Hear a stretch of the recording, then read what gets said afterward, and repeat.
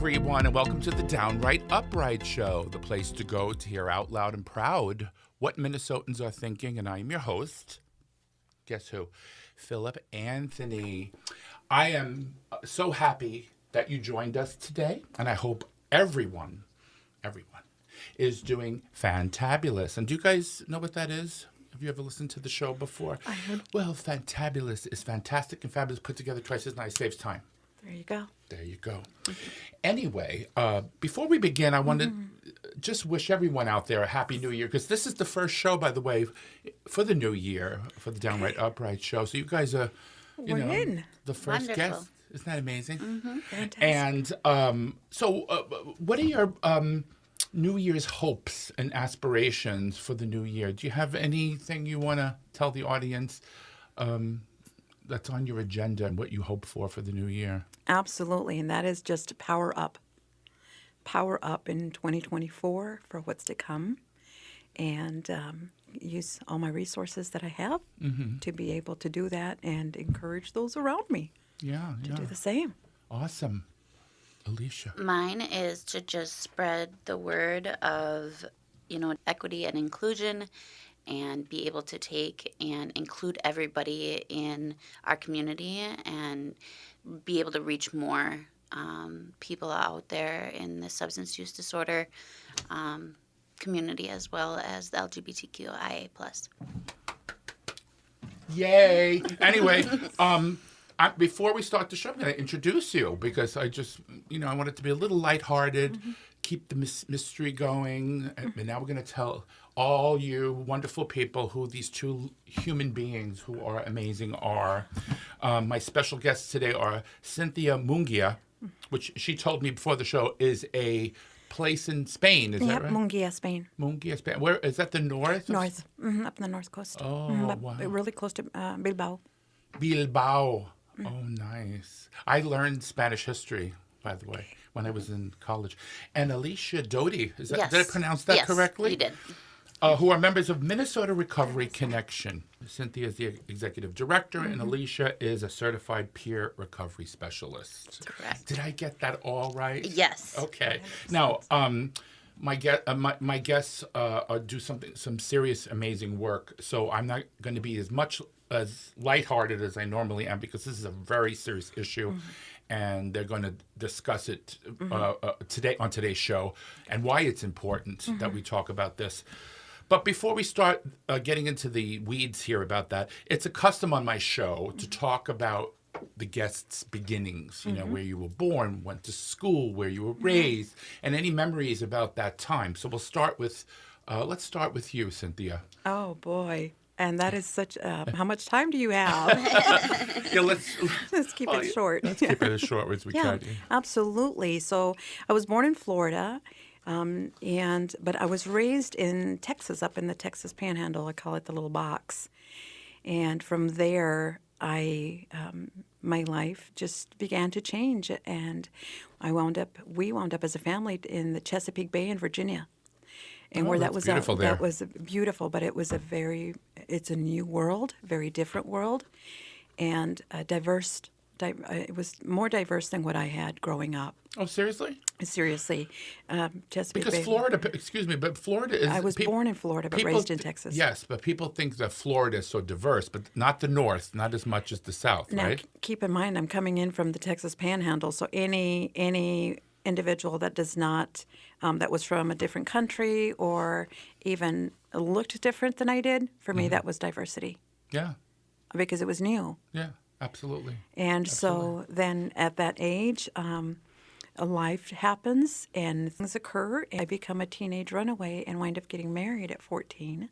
14? At 14, yep. Wow. And then I go back to Florida, and where my husband was also born in Florida. Incidentally, we were born in the very same hospital. If that doesn't bring two people together, I don't know what will, but that did. That's a coinky dink. It was. Yeah. And so then I married until he passed away in 88. We married in 82. He passed away in 88, and that was the shift. That was what turned my world just. If it was already upside down, this one just kind of did a number. And I wound up in the world of drugs and alcohol. Yep. I'm sorry to hear that. Yeah, but it's it that was part of the life. But now, going coming in, going into that, and coming out of that. I'm a woman in long-term recovery now. I've been sober for 10 years. But in that space, there was a lot of changes. I did wind up getting married in '97. I'm currently married, going through this name change. I'm going back to my maiden name, but we're good friends, and we're now good friends. Yeah. So it's just starting over. 2023 was a starting over for me after 26 years of marriage. And Well, that's why the show is so important. Yes. We're going to be talking about what you went through and relating it to other people that are going through the same thing you did. Yeah. Alicia, do you want to tell us about your early life as well? I was born in northern Minnesota, What part? Monoman. It's a White Earth reservation. Oh. So I was one of the only white women on a Native American reservation. So I learned different customs and different traditions that they had. And that was kind of my first initial growing up of what diversity looked like to me. And so I was open to new adventures and new traditions that they had.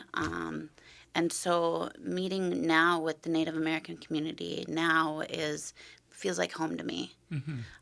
That's where my grassroots came from. And then I ended up marrying a Hispanic gentleman. So that was another diverse relationship that I had. So it was kind of just throughout my life, just learning about different cultures and different things like that. Right. I have mixed children of Hispanic, German, and Irish.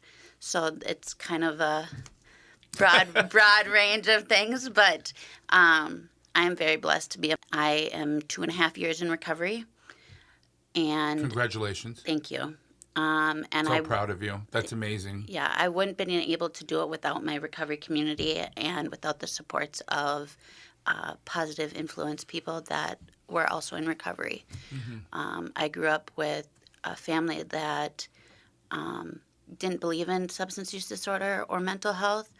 So it took me several years to be able to take and get the right supports that I needed to be able to be successful. Yeah. I wish if you've heard my show, I talk about my abuse. When I was younger, I had a stepfather that was an alcoholic, addicted to alcohol, and was abusive to me and my mom. And if we had an organization like yours back then to help him, maybe he would have been through a recovery and he would have gotten the help he needed. But unfortunately, it didn't work out that way. But anyway, so going back to you, Cynthia, what is the mission and the vision of MRC? Because I think that's so important to talk about and tell the listeners what and also what the target is for your organization. Yeah. So because I am honest in the space that I don't have it memorized, I've started my position as an executive director with MRC in June of 2023. So I'm a newbie, right? I'm less than a year. Congratulations. Well, thank you. It's a wonderful organization. It is. It's amazing what the work that you're doing to help people. I mean, that's what this show is about. My show is about helping everyone. I love people. I'm a humanist. I am a empath. And you guys are doing God's work. Yeah. I have to say, but I use a script too. So I have my script, folks. It's okay. It's okay. We're all allowed to cheat a little bit here. So we work to really to ensure that all who have or who are seeking access to supports, to care, to resources that they need, that we're there for them so that they can achieve their long-term recovery from substance use disorder. We envision a recovery-oriented society, a society where everyone understands that substance use disorder is a medical condition and people do recover. A society where choosing recovery means rejecting shame, stigma, and discrimination. Absolutely. A society where people recover and live their life fully. That is our That is our vision. That is our mission. That's all of it combined. Yeah. And we have to look at this as we would address any illness, such as cancer. I mean, because, it's an illness. I mean, these people were addicted, and they're seeking help, and that's a first step. I mean, that's a big step to just even go and say, please help me. So, and there is help out there. Absolutely. For everyone that needs it. And you guys are amazing. MRC, excuse me, is an incredible organization in that respect. Yeah. So going to you now, Alicia. How is the MRC able to fill in the gaps in systems of care? So we're not clinical, but we walk alongside people. I have lived experience with substance use disorder, mental health, and so I'm not clinical. I'm not above you. I'm not below you. I walk alongside you. Beautiful. So whatever that looks like, we have different people in our organization that come from all walks of life. So it's just meeting up with that right person. And when we do our intakes, we try to fit you with the best person that would be best beneficial for you to walk alongside you. That's kind of have some similar steps. As we know, nobody's journey is the same. But we try to help provide a roadmap of what has looked good for us or what has looked good for others to be able to take and connect on the same page. And just give suggestions on what recovery might look like, but taking into consideration what they want for their recovery as we honor all pathways. Whether that's harm reduction, whether that's medical marijuana, MAT, yes, MAT, medical assisted treatment. Thank you, Cynthia. Different pathways that, whether that's taking your prescription medication from your psychiatrist on a daily basis, that's harm reduction. So harm reduction is just basically different pathways that we honor to be able to all come together and figure out what everyone's journey looks like all together. Yeah. Did you want to add anything to that? And really understanding that we're there to meet them where they are. And where I am is very different from where you are, from where Alicia's at in our pathway to recovery. And one of the things that I did share last week with an individual that I was speaking to is really being willing to listen, but listen. Not listening with already constructing a plan for the person while they're talking, but stopping, being present, and listening. And then asking those questions like, okay, how do we do this together? Oh, boy. You guys are amazing. You really are. One of you has got to tackle this next question. I'm going to throw the ball out there. Whoever catches it, you go right ahead, okay? So who do you connect people to who are struggling with addiction, for help in their recovery journey? So are they provided with a mentor and or other means to assist them in their goals? Anybody want to pick that one up? And we'll tag team on that one. Yeah, so it starts out with just, like I said, doing an intake, fitting you with the right person, and that person can help you find resources for whatever your pathway looks like. And so that would be, we're peer recovery specialists, we're coaches, kind of like a mentor.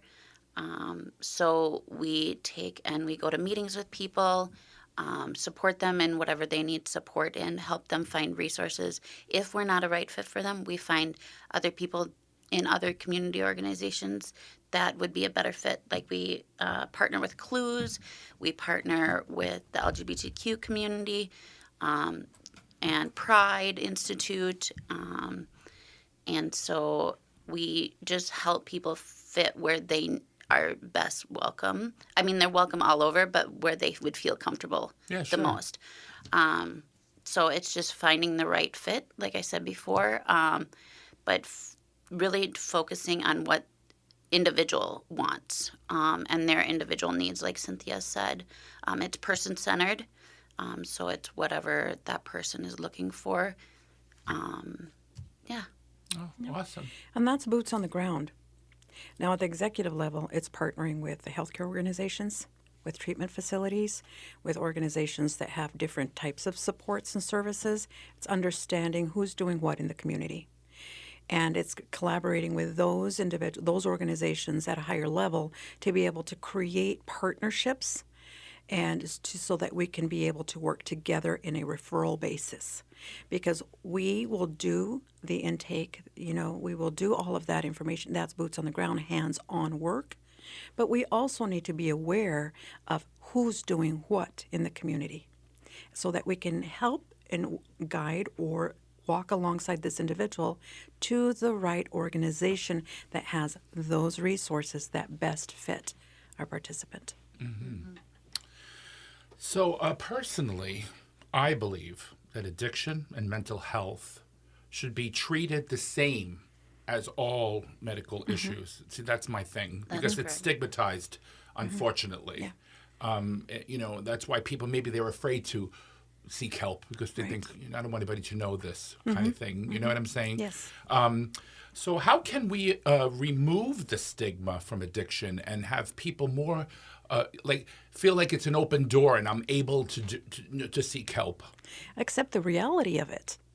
Accept the truth in it. I'm going to use a personal example. As I'm not only a woman in long-term recovery, but I also have multiple diagnoses on my patient chart. That includes mental health disorder, right? Generalized anxiety, depressive disorder, all of those good things that came from my life, right? Or that were a result of what I've been through. Yeah. But when I was going through I believe it was not my bachelor's, but my master's program, I had to go to the university and I had to say, I'm really having a hard time. I am having an emotional and a mental break here. Mm-hmm. And I need to do something, and I don't want to drop. I don't want to lose. Right. They accommodated me based on diagnosis and based on what I was going through. My professors accommodated me. They worked with me, and I don't think I would have been successful in that space or even gotten my master's had I not had the support from an organization that believed that their students were important enough to take care of their mental health. Mm-hmm. That was my personal experience. Mm-hmm. And so when organizations, employers, companies, even the healthcare industry, they're willing to listen to their employees and say, because we're all working, right? The majority of us are working. If they're willing to open up and listen to their employees, their individuals, to hear them say, I'm struggling. Mm-hmm. How can we support you? What do we have in place to help you? And oftentimes we're not willing to share that because of shame, because we're afraid. What will they say? What will they think? What will happen? How will I lose? Mm-hmm. How will I lose? I don't want to lose. And so therefore I won't speak up because I might lose. Yeah. Because there's a chance they're thinking in their head. There's a chance that I won't accomplish this. Mm-hmm. See, I'm going to say something I've never said before on the show, and nobody knows this, because you're saying that the first step is to come out. I was an only child, and when my mother died in '99, it was the most traumatic thing for me. It was very traumatic, and I went into a spiral, and I drank, I took pills, I did a lot of things that I shouldn't have done. And it got out of it because of a friend who ended up dying thereafter of AIDS, because there was still not a cure around that time. And he said, you need to get out of this situation, Philip. You need to move, get out. You're immersing yourself in this. You need to do something. And I got a job that took me out of New York, out of that house. Eventually met my husband, met wonderful friends, and it was amazing because again, it's that first step. I could have wallowed in my pain and did nothing. Mm-hmm. And thank you, whoever up there gave me the inspiration to do what I did. Mm-hmm. And everyone out there, there's definitely help. Yes. You could do it, and you just bring yourself there. Yeah. And thank you for that, giving me the courage to even talk about this, because it's very hard for me to even talk about, because Yeah. my mom and I were best friends. So did you want to piggyback on that, Alicia? Yeah, so I just want to talk about, advocating. We advocate for people all the time at MRC, and advocating for what's right with them. But one of our program directors just always asks, no matter who it is, the training she does, what's right with you today? So it's not always looking at the negative things, but always bringing out that positive no matter where you're at, and doing a lot of self-care.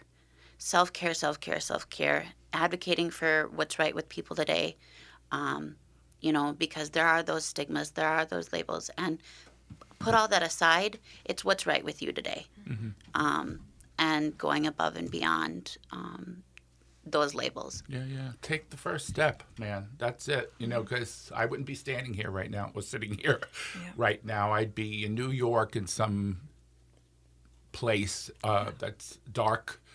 And I just, my friend that passed away was my inspiration.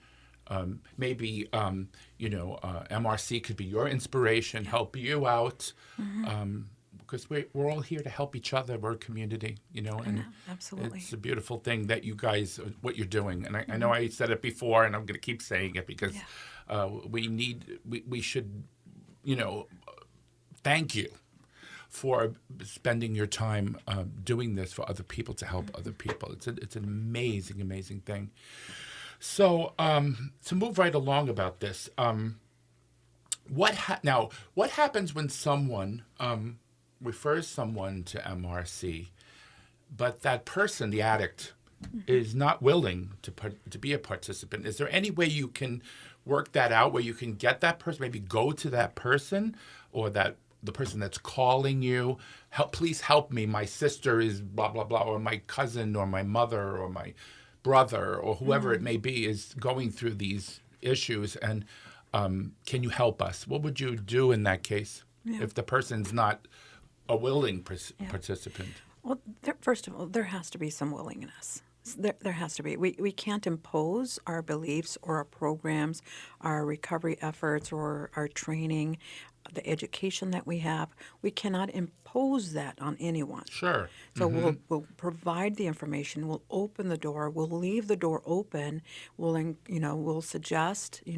Maybe you're not ready to start one-on-one peer recovery services, which is one of our 3 pillars. And Alicia mentioned that briefly.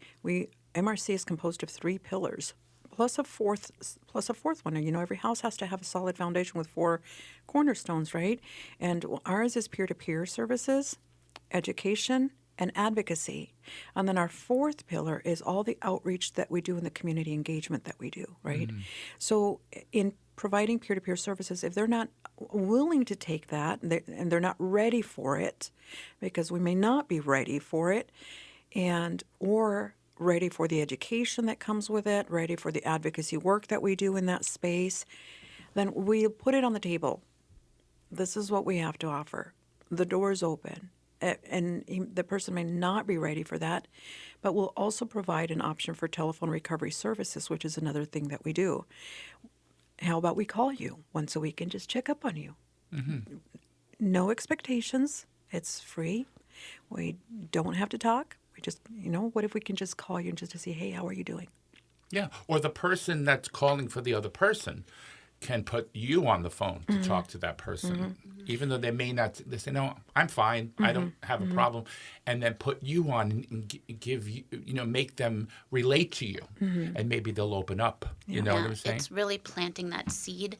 If somebody's not hearing you right away, but they are listening. And I believe those are 2 different things, whether you hear somebody and actually listen to somebody. True. It's planting that seed in their mind of, hey, when I am ready, it's not forced. There's no judgment, but it's having that seed planted that for when they are ready, they know that there is support out there. And like Cynthia said, you said just relating on that level of, asking them how their day's going, if there's anything we can do to better support them. Not necessarily recovery related, but that phone call once a week to check in to see how people are doing. And it's not having to have that participant pick up the phone. We call them because we all know picking up that phone can be heavy, real heavy to ask for help. So if they just sign up, we call them once a week. If they don't want to talk, they don't have to talk. They don't have to pick up. But they know that call is coming in every week, and it can help people that suffer from being lonely, not just necessarily substance use disorder, but mental health issues, things like that. And because that could lead to substance abuse. Like what I'm telling you, what happened to me. I mean, I was never, a substance abuser. Yeah. But it takes one little thing in your life to like what happened to you, and also what happened to you to trigger that. And if in my case, I had a person that stepped in, it wasn't an organization. But in other people's cases that are listening out there, if you feel that you are one of those people, MRC is here for you. Absolutely. And we are truly, Philip, you said something so powerful, and it is true. We are one heartbreak away from our next drink. We are one heartbreak away. Oh, yeah. From that next use. Mm-hmm. Because when, in my particular case, again, thinking, my mom's gone now. I don't have her anymore. What am I going to do? I don't have a life. I'm not worth anything. I'm worthless. What am I going to do? She was my anchor, And now I was just like, okay, just wallow in my sorrows, drink and take pills and do all this stuff.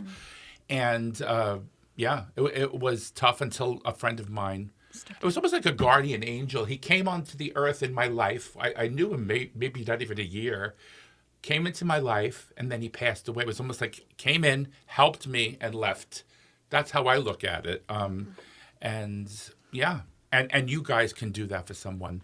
Have you ever had anybody call you, say my brother or my cousin or whatever, my child is going through a addiction issues, and they put that person on the phone to talk to you, and you got them to move away from, no, I'm not going to do this, and then, yes, I'm going to come in and get the help I need. Did that ever happen? Or do you know of an issue like that? I have. I've gotten individuals that have really confided in me. My son is going through this and with a lot of pain. And even though I never had a chance to talk to her son, the information that I was able to give to her, those were tools for her to be able to use to help him. Oh, wow. See, that's powerful. That you can give the parent or the cousin or the friend or whoever the tools to achieve a recovery for that. That's amazing. Yeah. Great. That's what we do. Oh God, you guys are amazing. This is one show I'm never going to forget. Really. Thank you, man. Ugh. Anyway, the Correctional Facility Recovery Coaching Program, I read about that on your website. I found that amazing. Who wants to pick that ball up? That's my area her. right All here. right. That's the Alicia. shining star. Okay. Can you explain it to the audience? So I go into the different prisons, the different county jails. You do? Yes. And we teach recovery coaching training to them. And that's to become a peer recovery specialist like I am in the prisons, to be able to take and spread the word of help and advocacy and support in the prisons. So we train people in the prisons to be able to take and do that work that we're doing out here in our community, in their community. So they can spread the good word there and help people. Because there's people that are incarcerated for lifetime. Right. And if they're still human beings, and they still need help. Absolutely. For God's sakes. And we can't fool ourselves to think that drugs do not enter the prison system. No. Hello? Yeah. So we do that, goodness. and then we have also in the county jails, I go in on Ramsey County is a weekly basis, Anoka County is once a month, We're working at Dakota County and going into Hennepin County as well. But I bring in different substance use related topics to help people become successful for when they out.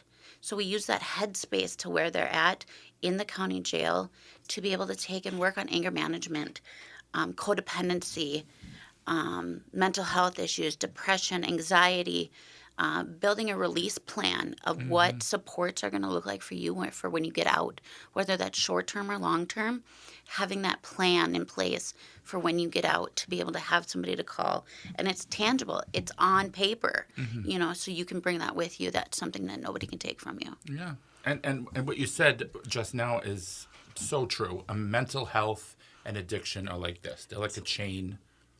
You got to break that chain. Absolutely. See, that's the issue here. People think that it has nothing to do with it. You just get addicted to drugs. No, but there's something that got you there. Something triggered you. Absolutely. Trauma oftentimes Trauma. is the trigger for many. The loss of a parent, like in my case, or the loss of anybody, husband, a yeah. person. Like, At a very young age, at 19. Now what do you do with 2 girls and 6 months pregnant? Yeah. Mm-hmm. We had the same journey, you and I, kind of. I owe it to that friend of mine who came and went, and God bless him, up there. And I always think about him, that if I didn't meet him and that he didn't enter my life, I don't know what would have happened. And same for you. That you did you have a specific person, or did you go somewhere to seek help, or what was your recovery avenue? Attempted suicide. Oh boy. Yep. Okay. Yep. 2011. I was already married, and I married a wonderful man. Don't get me wrong. Right. In '97 I met, and in '96 I met, and in '97 I married a wonderful man, a man who didn't suffer from a substance use disorder, didn't have mental health disorders, stable, hardworking, Right. provider. You name. He, I thought I won the lottery, right? But even then, having such a wonderful person in my life, that wasn't enough to treat Cynthia to what she was going through. So in 2011, when I attempted suicide, and I thank God, I'm here, and Oh boy. and all of that helps, and all my experiences help where I'm going. But that was for me. That was the crux. That was just like, okay, dear God, if I don't want to be here anymore, but if I have to be here, then please do something. Save me. Do something. Heal me. Do something. Don't just stop at that. Use me. Make me something value productive. I want to have purpose in life. And that began the journey. I started getting counseling. I went to therapy. Hello, therapy. So the counseling Was a huge factor in your recovery. I went to my doctor, got on meds. I needed the meds.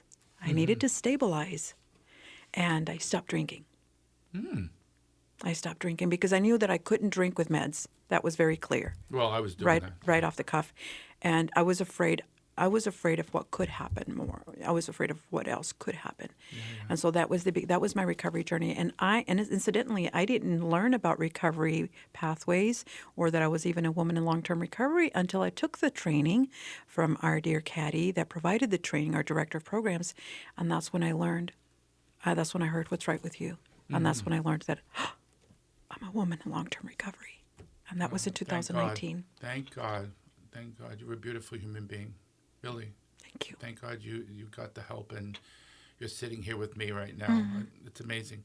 Oh boy, this show is very deep. I knew it would be. Yeah. And anyway, let's get to a little bit more positive stuff. Yes. What are some ways our audience can volunteer? Oh, my goodness. And what are some volunteer opportunities? 'Cause let's do this like as quick as we can. Yep. 'Cause I have so many things I want to cover Yep. here today. So- We only have 15 minutes. So quickly, if anybody can volunteer, everybody can volunteer. We have so many different areas where volunteer services are needed. From sitting at our front desk, taking calls, receiving individuals coming into our office, cleaning our space, but getting more into the green into that is really even doing tours. I think they do tours as well. The volunteers do tours. Our Walk for Recovery, September's Recovery Month. There's a lot of work that goes into that. There's a lot of work in prepping for that and hands-on in that space. And that is the celebration month of recovery, right? Annual Walk for And they Recovery. could donate as well, right? Donating is Because huge. you're a nonprofit. Yep, put your money where your mouth is. If you say you support recovery, then support it with your checkbook. At the end of the show, you're going to give them the information Yes. where they can go to donate, volunteer, do all that wonderful stuff for you guys. Yes. Before we get to the lightning round of current events, which I hate. Anyway, the terrible things that are happening in this country. As a gay man, I'm very concerned. This is probably Alicia's question about members of the LGBT community that are being rejected by their friends and family. Many members of our community do not have support systems in which to turn to, and may result in the person experimenting with drugs. Does MRC have special services that deal specifically with assisting members of the LGBTQ community? Absolutely. That is one of our shining stars that we have. We have all recovery meetings, which is not AA, it's not NA, it's all recovery for the LGBTQ on Mondays and Wednesdays at 5 o'clock. And you can either be an ally or you can be part of the community yourself. They're all allies out there. Yes. They'll watch my show? Okay. No doubt. Yeah. And so we have that. And that is, like I said, Mondays and Wednesdays at 5 o'clock. I run that. So I will be the team lead on that one. And then it's just checking in to see how people's weeks are going, if they want feedback, if there's any, positives or cons or things like that have been going on in their life. We do outreaches at different institutes of like Pride, Clare Housing, the Aliveness Project, to be able to reach people in the LGBTQ community that way, to spread the word, to let them know that we're all here with welcoming open arms. Yeah. Because the big issue in my community is, I don't know how I even got through what I got through, because I came out in the 70s. When it was really not acceptable to be gay. And our issues are very, very different. We don't love ourselves because of the world saying you're a deviant, you're this, that, and the other thing. And that can spiral you down a rabbit hole into drugs, alcohol, self-abuse, Right. basically. So thank you for what you do, Alicia. That's amazing. And the LGBT community thanks you. Personally, I'm thanking you for what you do. I just want to mention, too, we offer in our Recovery Coach Academy, we talk specifically on the topic of LGBTQ and how that, how we can change and decrease that stigmatization and things like that in every class that we teach. Thank you so much. So now we've come to the part of the show I like to call the shift, where we shift the questioning away from your personal journeys and to your opinions on current events. And don't forget to say the F in shift, otherwise we have problems with the sponsors. Shift. You get it? You get it? Yeah? Okay. All right. So as you know, the 3-year anniversary of the January 6th insurrection has just passed. And when you reflect on that day and look to the future of the 2024 election, what are your thoughts about that? In other words, looking ahead, anybody want to pick that ball up? It's a lightning round, so you could just give a quick thought. Yeah. How is MRC going to stand in support? And what are we going to do as an organization to also raise awareness of, what's coming down the pike? fortunately, we have a wonderful organization that was developed out of the need for RCOs like MRC to have support, in the legislative area and in these areas that create policies and change, right? And so MARCO, the Minnesota Association for Recovery Community Organizations, they were developed last year. And with their executive director, Wendy Jones, who used to be a former executive director of MRC, she's leading the helm. And so when we look at MARCO as our umbrella and our leader in that space, and we really do take direction from Marco. And how do we as an organization raise awareness? What's our voice? Because we want to stand in solidarity, and we want to have the same messaging. Yeah. Because there's power in numbers. Yeah. But we don't want another January 6th. No, we don't. We don't. And so what do we have to do to prevent that, or to what can we do as a community, as an individual, as an organization? What can we do to be educated, to be well informed, and to be able to give a sound information? Yeah, because the election's coming up again, and we don't want that to be happening again in this country. Hopefully it won't. So another thing that's happening in the news right now is Kim Davis is back in remember her? She's the former Kentucky county clerk who refused to issue marriage licenses to same-sex couples. Even though she was a civil servant and duty-bound to abide by the law and serve all people. In the days before Kim Davis refused to issue the licenses, same-sex marriages became legal in 50 states. A federal judge ruled Davis must pay over $260,000 in legal fees and expenses to plaintiffs David Ermold and David Moore. They're both Davids. The two plaintiffs were already awarded $100,000 in the original discrimination case, and subsequently Davis spent 5 days in jail. So what's your opinion about that? That she's still going to have to be paying more money for what she did to those two people? That's disgusting to me. That all they wanted to do is get married. If you didn't want to marry them, maybe you could have passed it along to another county clerk that would have done it. Yep. Right? As a public servant, and I am a public servant because I'm a public administrator, so I am a public servant. I have to be aware, and I speak for myself, I have to be aware of what I'm getting myself into. And if that is a space or a capacity that I cannot fulfill, then I have to humbly say, this is something I can't do. However, we always talk about doing a soft handoff. However, there you go. Here's a colleague that can do what you're seeking. Yes. That's what I couldn't understand why she made a federal case, well, literally a federal case out of it. Anyway, thank you for that. Not only are House Republicans seeking to impeach President Biden, but also Secretary of Homeland Security Alejandro Mayorkas, like my pronunciation, alleging, quote, egregious misconduct and refusal to enforce the law in relation to immigration policy and the southern border. House Republicans refused to pass aid for Ukraine, stating that the first issue of this is the southern border, and that has to be addressed first. What are your thoughts about this? Anybody want to pick that one up? Because remember, people are coming here because they are dying, or they are starving, or their lives are in danger in their home countries. Why are we demonizing them? Right. Human dignity. How are we protecting human dignity? And if we're not doing that as a nation, then we're not doing our job. Regardless of where you're seeking the funding from or where you're going to pull the funding from. Human dignity and caring for the human being is utmost importance. Yeah. Whatever the position of the leader in our nation, whatever the position of the leader in any organization, it can't be about us.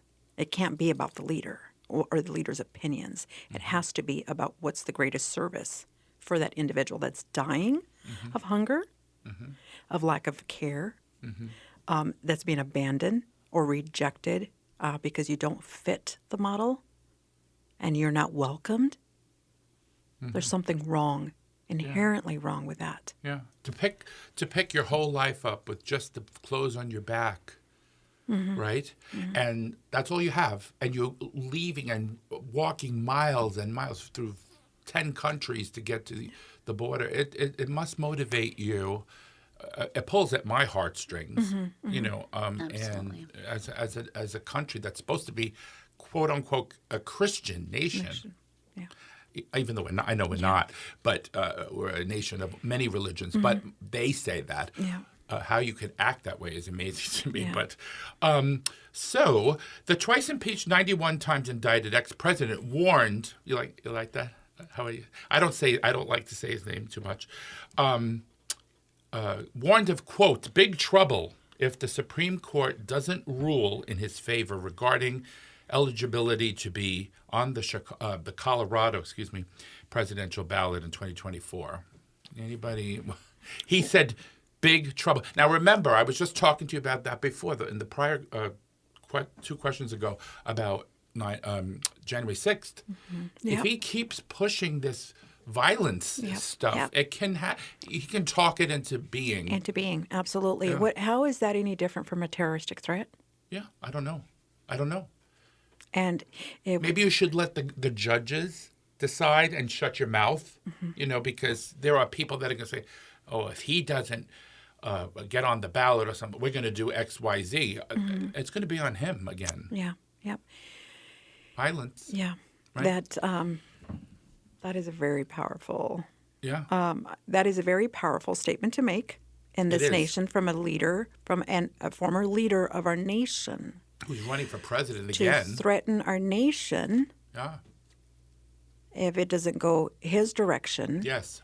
You know, what do we do with our community members who threaten our community if they don't get their way? But he says here, I'm quoting this from a newspaper. He quoted and said, there's going to be big trouble. That's what he said. Now, what is big trouble? Define his big trouble. It could mean anything. It could mean, yes, exactly, right? Alicia, Yes. big trouble doesn't sound good to me. No. And as a leader, you should be using Threatening words. threatening words. Well, we have 3 minutes. We have come to the end of the show. I want to thank you both for being here, Cynthia and Alicia, for sharing your time today. But I want you guys to end the show so they can contact you, especially being that this show is, again, geared a lot towards, again, it's a progressive radio show, but we talk about LGBT issues, and that's Alicia's bailiwick. Yes. And Alicia's going to maybe have your own contact information. So we'll go to both of you, and the audience can get your pens ready. Yes, and write it absolutely. down. Yes. Yeah, and we'll start with you, Yep. Cynthia. So really quick, 30 seconds here. We would really love to invite you to come see the work that we do, not just hear about it, but see the work that we do. We're located at 800 Transfer Road, Suite 31. And our website is minnesotarecovery.org. We're open Monday through Friday from 9 to 6 p.m., and we could schedule a tour of the place so that you could see the work. You can meet the individuals that run the show behind the scenes. And that's what we do. And that's where we're at. And we have open doors. So come on in. Yeah. Alicia.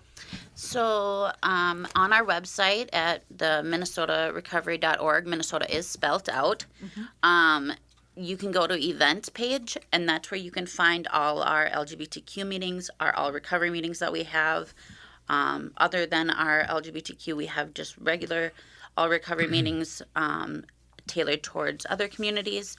My favorite is the LGBTQ, though. Sorry, I just had to throw that out there.